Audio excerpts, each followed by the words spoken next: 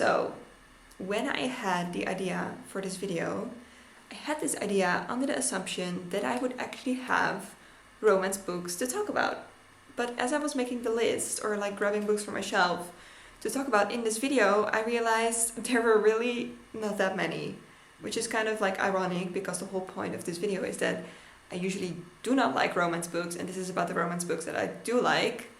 And it turns out I'm actually more of a hater than I thought.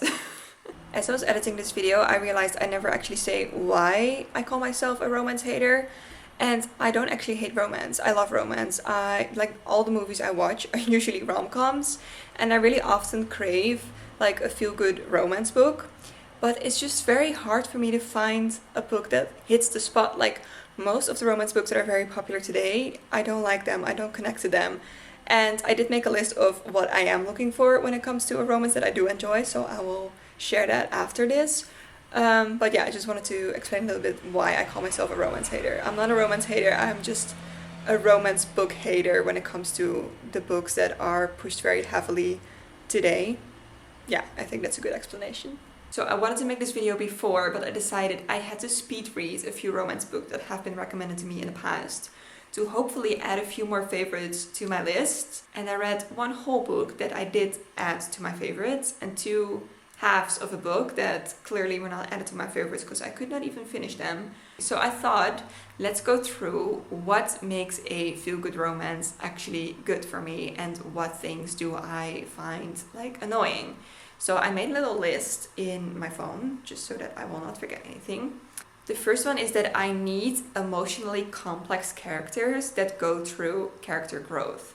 So in a lot of feel-good romance or like stereotypical romance, the characters are sort of like an idealized version of themselves, or they're quite one-dimensional, and the author gives them a few traits to give them like some kind of personality, but they're just not very emotionally complex. And that really puts me off a story. I really need to connect to the characters in some way, or at least be able to immerse myself in their world of thoughts to be able to enjoy a story. And for that, you need some emotional complexity.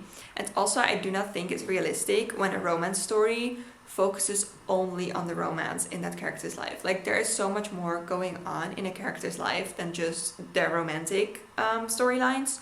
So I do really enjoy romance books that also have other things going on, like complex family relations or friendships or career changes or just anything in which the character can really discover themselves and go through some kind of growth. And I really specifically enjoy romance books that focus on a female main character that need to like discover their independence in this world and discover their own path and like go through this whole catharsis first before they can open themselves up to romance. It can become very stereotypical as well, and it can even become like a little dangerous, like the whole idea that you need to become perfect first before you deserve love. That is not what I'm looking for, but it's more that I need to have some sense of the independent agency of the main character before they jump into the romance of the story, if that makes sense. I don't know.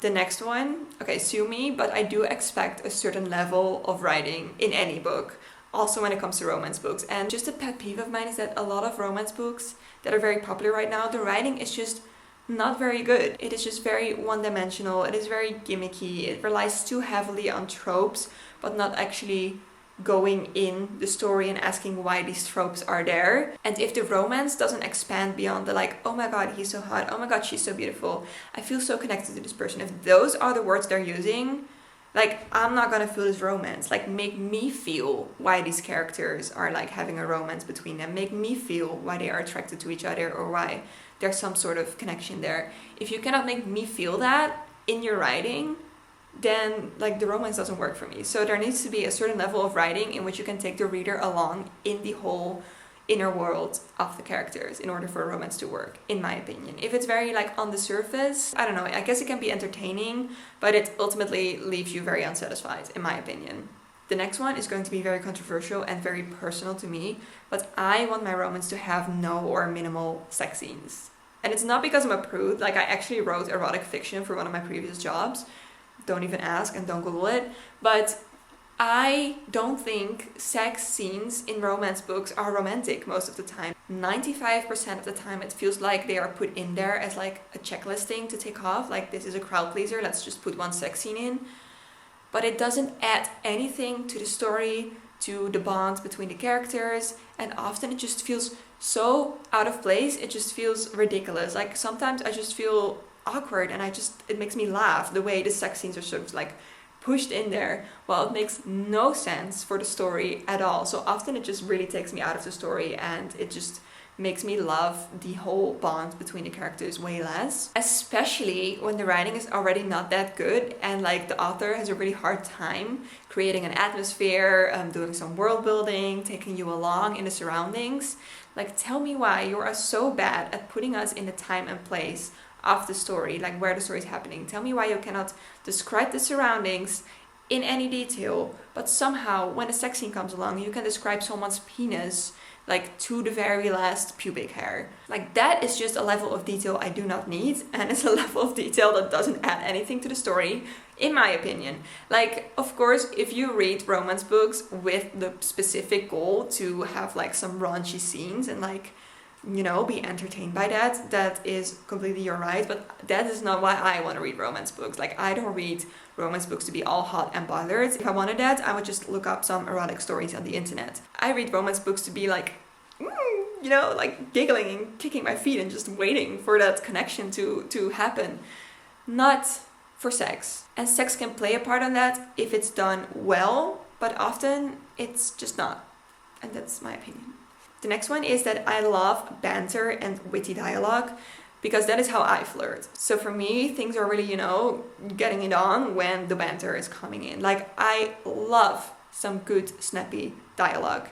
And it is an art form. It is an art form to write like that. So I can really appreciate it. Again, it can be overdone. And again, it can become something gimmicky. We'll come back to that later when we start talking about a certain author. But if it's done well, it is what really gets me giggling and kicking my feet.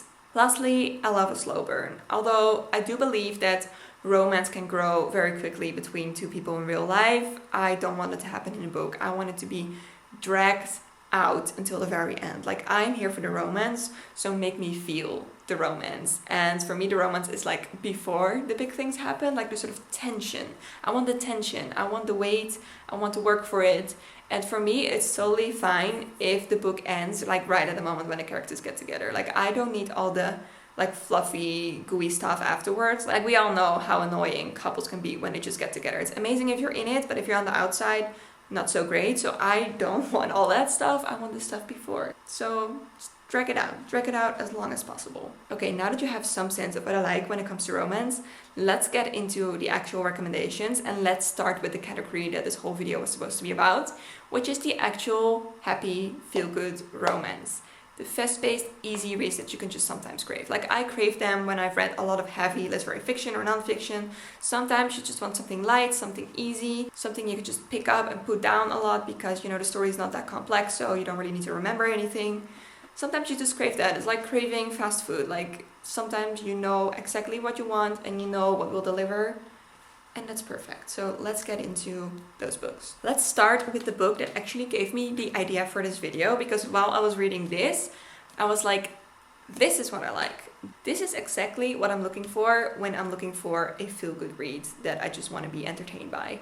This is called The Wedding People. It's by Alison Espach. And this was just such a joy to read. I had no idea what to expect. I had seen this around a little bit, but it had this other cover, which had like an illustration of like legs in the sea or like wine in the sea, and it was just very reminiscent of your typical TikTok romance, so it scared me a little bit. I thought I would not like this book, but when I was in a really deep reading slump, I was looking for lighter books to read and I came across this one again, and when I read the description I was like, actually that sounds pretty fun, let's do it. And it was fun. It was so much fun. And if you're looking for a book that is very heavily centered around romance, this is not going to do it for you. But for me, the romance was sufficient. I loved the romance. It made me giggle and kick my feet. But the rest of the book was just such a heartwarming hug of joy. Not to get too corny, but this book made me so happy. So this is about Phoebe, and she's at a very like low point in her life. She just got divorced. and she works together with her ex-husband, and her ex-husband, after the divorce, right away gets together with one of their other colleagues, so she has to like see their new romance at work. So like she has no relationship anymore, she hates her job now, and then one day she comes home and also her cat, like the love of her life, has died, which sort of like snaps her. So she decides to book a room in this hotel she was supposed to go to with her husband, like they talked about going there in Newport, I think. Yeah. And she decides to go there by herself. But when she comes there, it turns out a wedding is happening at the hotel that weekend. And she is like the only person in the hotel who is not part of the wedding party. So the bride discovers Phoebe is there and gets so upset because she's like, how did this strange woman get like to be a part of my wedding? And like first they're sort of like fighting each other because this bride is like, you're not going to ruin my wedding. And Phoebe's like, watch me. But slowly they grow closer together, which to me is like the real romance of the book, the friendship between these two women. I love it so much. Phoebe becomes more immersed in the wedding party, and she also meets a man there. And like Phoebe is sort of like in this fuck it all stage of her life, so she just tries whatever at this point. She doesn't care anymore what people think of her. So one night she's sitting in the hot tub of the hotel, and this strange man from the wedding party joins her, and she's feeling like attraction to him. So this time she's like, you know what happens if I would just say it? What if I say it out loud? So she's like, I want to fuck you. And I just love that moment. It was just so badass because like we never do that in real life. Like we don't really often go up to people and just say like, I'm really attracted to you, do you want to do something? Like we are scared of doing that. So I just really love that. But I don't want to spoil anything. You just have to read how it goes from there. But this is like the perfect summer beach read. I loved it. It made me so happy. It was fast paced. It was addictive. I read it in like 24 hours, and then I recommended it to a friend who read it in like one night, which is impressive because I think it's like 400 pages. Yeah, this was the one that sort of birthed this video. So this is definitely the one I would recommend the most. Okay, I decided to sit down and get comfortable because I was tired of standing. Just endometriosis things. Anyway, let's get on to the next book, which is Love, Rosie. This is written by Cecilia Ahern, and I have read this very long ago. I think it's been years, to be honest. But I did watch the movie again recently, and I loved it just as much as the book. Like, it's a very faithful adaptation of the book, I would say. Obviously, a lot more happens in the book, but it's the heart of the story. It's absolutely there. This is about Rosie and Alex, who have been best friends from, like, childhood.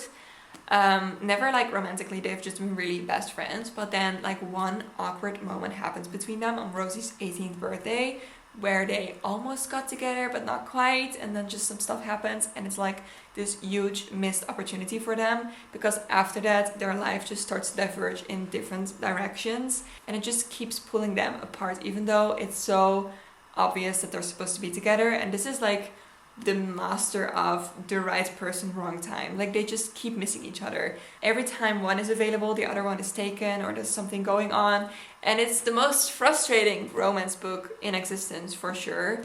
But it's just so warm. The family dynamics, the growth of Rosie, just the Britishness of this as well. Like, especially in the movie, it is just so British. And I don't know why, but it just feels so much more cozy to me when things are set in the UK as opposed to the US. And like, my two favorite things about this book are, first of all, the character growth of Rosie.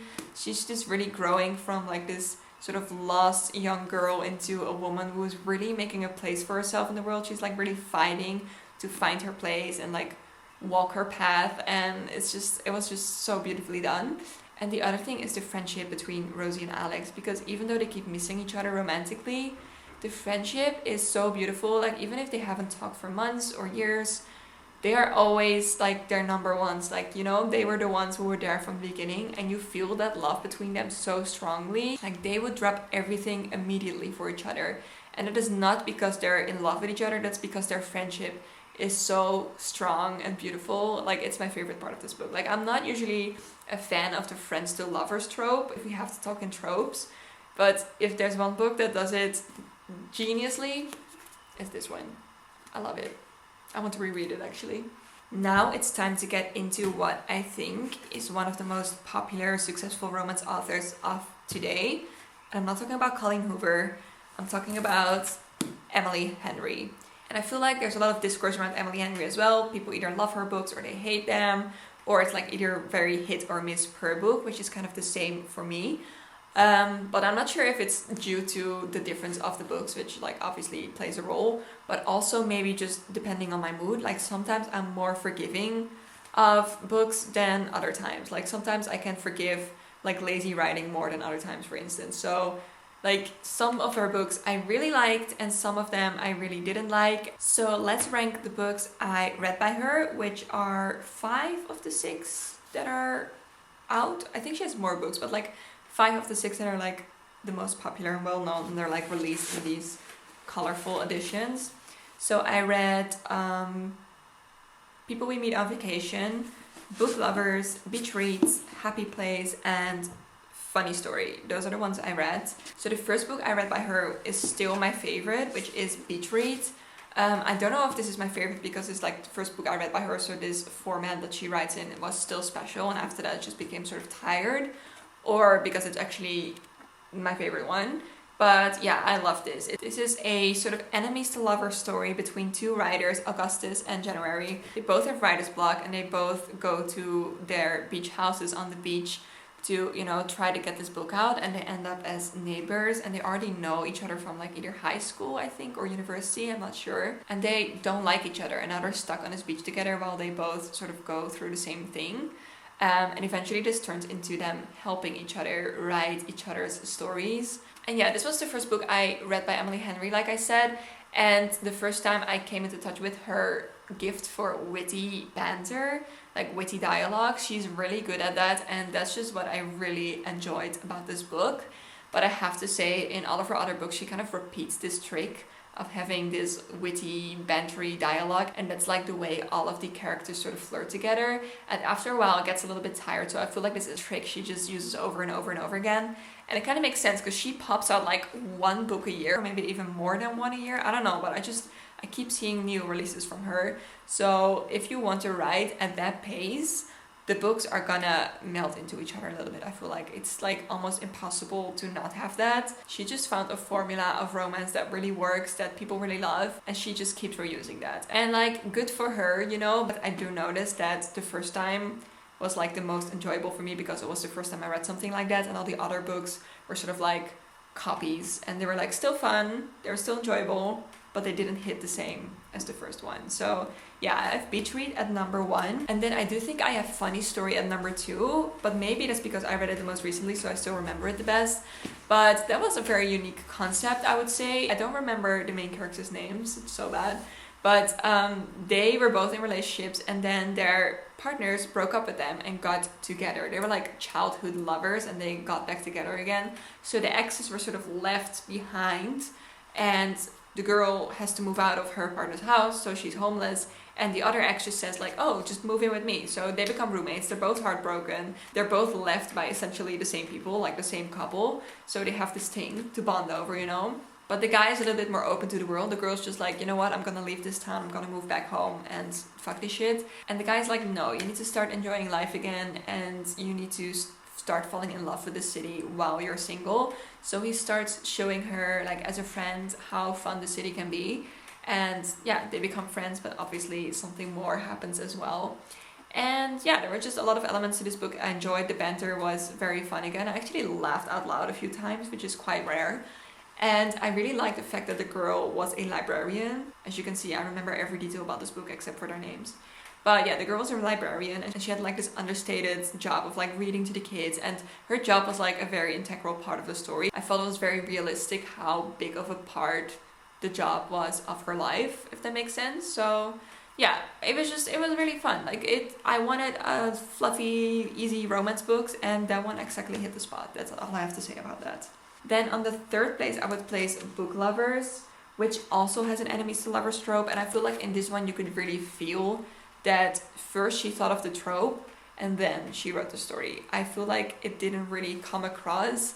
Like, a lot of people write enemies to lovers. I feel like this is a common critique. A lot of people write enemies to lovers, but they're not actually enemies. They're just people who are kind of into each other already, but for some reason have like a made up reason why they cannot be together. And this book was exactly like that. So the romance didn't really hit the spot for me in this one, but I did really love the small town elements of this book. Like, it takes place in this small cozy town, and there's sort of like a bookshop there or something. I don't really remember, it's been a while. But the small town found family feel will do it for me every time. Like the book I'm writing is a cozy fantasy, and the small town coziness is a very big part of the book as well. So I definitely love that. But the romance for this one didn't work as well for me as the one in Beach Read, where the enemies part was a bit more fleshed out, in my opinion, for as far as I can remember. Then in fourth place we have Happy Place, which is about this couple who is already broken up, but they don't want to tell their friends because they have this like friends holiday every year, and they all go there together, and they didn't want to ruin the vibe of the holiday. So they decide to not tell their friends yet that they're broken up, and they just pretend they're still together. That's basically the premise of this book. And I hated that. It was just not romantic for me. It's just not my idea of romance if people come together from a breakup. Like, I'm sure it can happen in real life and be very romantic, but if I read a romance book specifically for the romance, that is just not the way I want it to happen personally. I'm sure that's like a very personal, subjective thing, but for me it just didn't hit the spot, and it's okay. And the last book I read by her was People We Meet on Vacation, which was a friends to lovers trope, and I didn't like that book at all. I think it was the second book I read by Emily Henry, so I went from like an amazing experience with Beach Read to like having a terrible experience with this one. I just thought the characters were so annoying, incredibly immature, so toxic.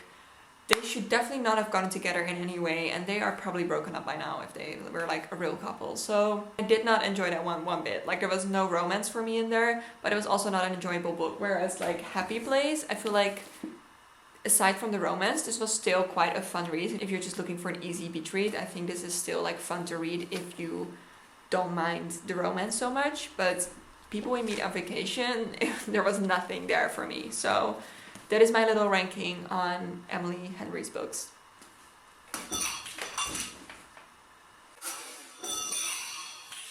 I just dropped my coffee all over my books, including my prized possession of Pride and Prejudice with handwritten letters, and including a book I just got yesterday and haven't even read yet. So if you know me, you know I'm not very careful with my books, but I do like them to look nice before I even open them. Don't put a cup of coffee on a pile of books, kids. Don't do it. Okay, coffee is cleaned. Let's continue with my book recommendations. The next one is The Blue Castle by Lucy Maud Montgomery. And this is the book that I quickly read before making of this video because I thought I might enjoy it, and I really did. So hence me mentioning it here. I already talked a little bit about this in my vlog, but I'll just share again what this is about. This is about Valancy Sterling. She is a 29-year-old woman still living with her family, and this takes place in like the late 1800s maybe. Like, there's still very much the classical like a woman needs to find a husband to marry and move out of her family's home.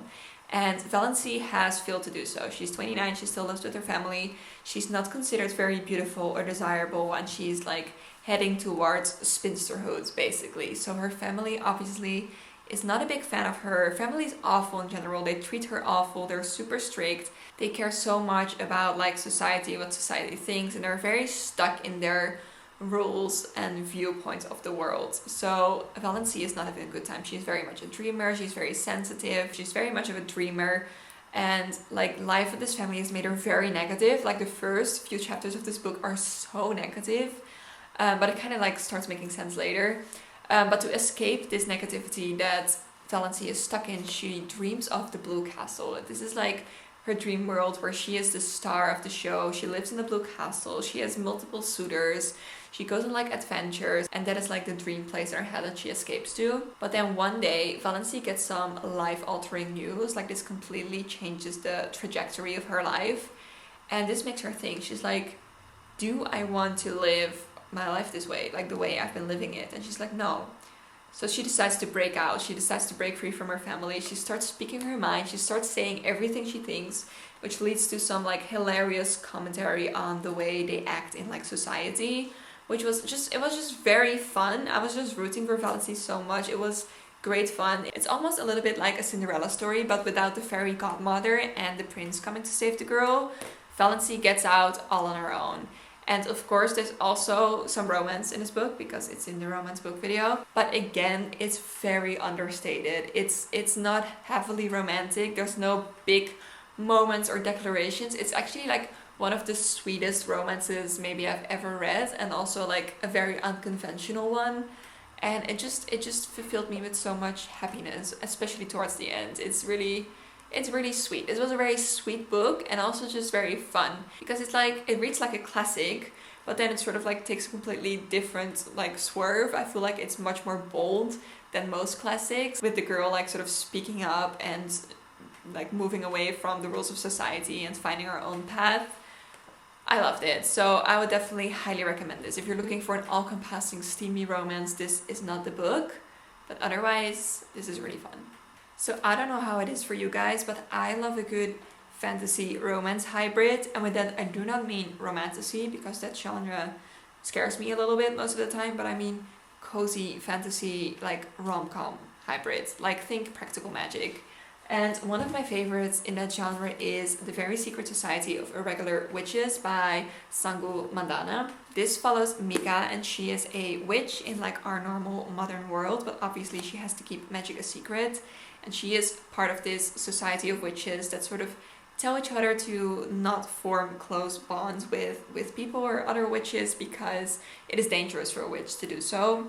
So Mika is quite lonely, and to battle this loneliness she starts making videos on the internet about magic, but in sort of like a low-key way, you know, so that people don't think it's actual magic. She's just pretending to do magic. But then her videos get noticed by Lucy, who is the owner of Nowhere House, and she you know, sort of collects children that are lost in this world, or orphans, and they possess powers as well, and she needs someone to teach these kids how to use their powers. So she notices Mika, she sees in her videos that she actually knows how to do magic, and she invites her to the house to tutor these children, basically. So Mika goes there and she starts tutoring these children, and there she meets Jamie, a very grumpy librarian who's very wary of her presence. He doesn't trust her, he doesn't want her there, and they sort of like this icy relationship. Well, you already probably know where this is going. There is a romance storyline in this book, and it's very much the, if we have to talk tropes, it's the grumpy versus sunshine trope, which is also one of my favorite tropes, I would say. That is completely due to Gilmore Girls, like Luke and Lorelai. That is exactly the dynamic that I love when it comes to like flirting and like romance. It just makes me so happy, and this book also made me so happy. Like, aside from the romance being fun, there was also such a strong sense of found family in this book. I love the magical elements. It was just very feel good, you know? A cozy fantasy should, above all, just make you feel very good inside, and this one definitely did. So if you like your romance to be a little bit more magical, then I would definitely suggest this one. Or my debut novel that I'm still writing, but it will come, hopefully, one day. Another fantasy romance that I would like to mention is Strange the Dreamer by Laini Taylor.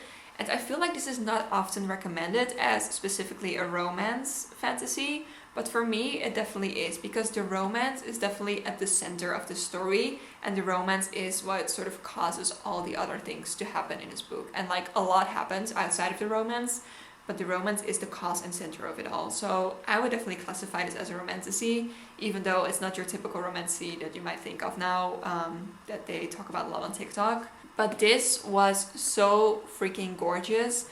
Laini Taylor's writing is so beautiful, whimsical, like almost dreamlike. Like, all of her fantasy series are absolutely amazing. I also really loved Dreams of Gods and Monsters or something. I don't really remember what it's called, but that series is also phenomenal, and this one is the same. I did like the second book a lot less than the first one, but just reading this first one, even as a standalone, is so worth it. It's just so beautiful. So this follows Laszlo, who is a like lonely boy. He's an orphan, and he works in the library as like an apprentice or like assistant. And he is obsessed with the city of Weep. It's like this mythical city, like everyone knows of it, but no one really knows anything about it. No one really knows if it even exists. And Laszlo has done a lot of research on this city. Like, for years and years, he has collected everything he could find about the city.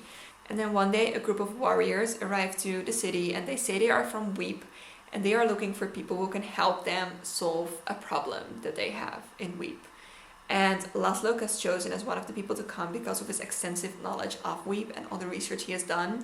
So he gets to visit his mythical city, and when he arrives there, he starts being visited in his dreams by a blue-skinned goddess. And like I said, this is just the most beautiful, whimsical kind of fantasy I've ever read. The writing is just gorgeous and really sucks you in. The romance is beautiful and tender and just very different and unique. So even though this is not your typical feel-good, easy, light romance, I would definitely shelf this under romance books, and it was just one I really enjoyed. The last one I want to talk about is Pride and Prejudice by Jane Austen. Because I feel like a lot of people who maybe tend to usually enjoy like romance and contemporary novels, that they can be a little bit intimidated by classics. But as far as classics go, Pride and Prejudice is extremely readable and just really entertaining. I think Jane Austen is so funny. It's really underrated how great of a sense of humor she has. She has like a lot of witty comments about society, which is like the society she grew up in. This is not historical fiction. She wrote this about a time that she actually lived in. So she just has a lot of like sarcastic commentary and sort of like an outsider look on the absurdities of society. Which just makes this book really great. I think it's also very prevalent in like the TV show and the movie of Pride and Prejudice. But in the book, it's also really there, and it's just great to read it in Jane Austen's voice. And the romance is just one of my favorite romance stories of all time. I love Elizabeth Bennet and Mr. Darcy. I think they are so great together. Like every time they are in a room together, the dynamic is just like the tension just like comes off the page. And if you love the enemies to lovers trope, I feel like you cannot say you genuinely love it if you have not read the OG. Like this is where it all began. Elizabeth Bennet and Mr. Darcy are the original enemies to lovers. And especially in classics, I feel the tension so much more because it's so much more understated. Like obviously a woman and a man could not even be like alone in a room together. So the tension is just very under the surface. Like they have to make do with much less encouragement and signals than we do nowadays.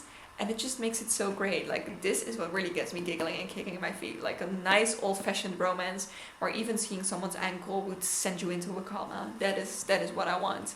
So if you love romance and you are intimidated by classics, I would say just give it a try. It's just so fun.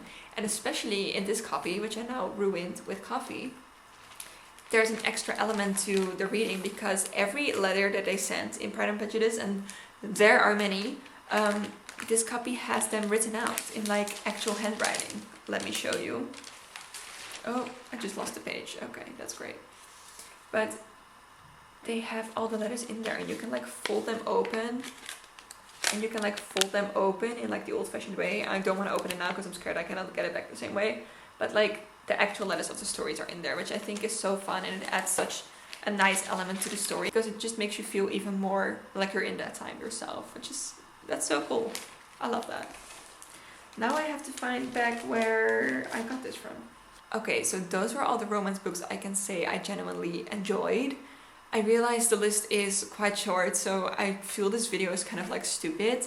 But the reason I still wanted to post it is because maybe you guys can now recommend me some romance books based on this that you think I will really like.